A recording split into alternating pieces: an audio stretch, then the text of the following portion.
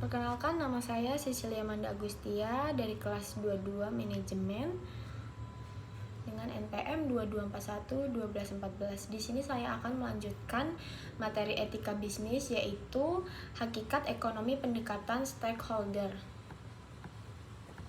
Pendekatan stakeholder adalah cara mengamati dan menjelaskan secara analitik bagaimana berbagai unsur dipengaruhi dan mempengaruhi keputusan dan tindakan bisnis.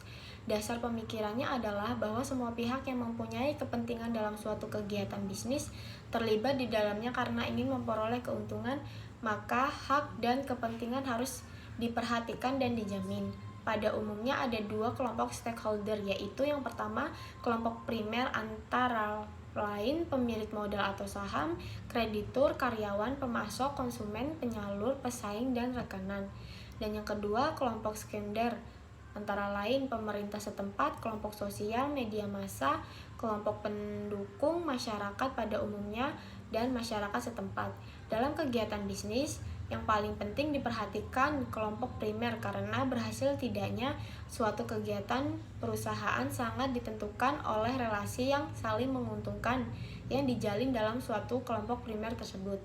Pendekatan stakeholder dalam ekonomi mengakui bahwa kegiatan ekonomi tidak hanya mempengaruhi pemegang saham, tetapi juga berbagai pihak yang memiliki kepentingan dalam suatu perusahaan atau lingkungan bisnis. Konsep ini mempertimbangkan bahwa keberhasilan bisnis tidak hanya diukur dari perspektif pemegang saham, tetapi juga dari dampak dan kepentingan yang relevan bagi berbagai pihak terkait seperti karyawan, konsumen, pemasok, komunitas lokal, dan lingkungan.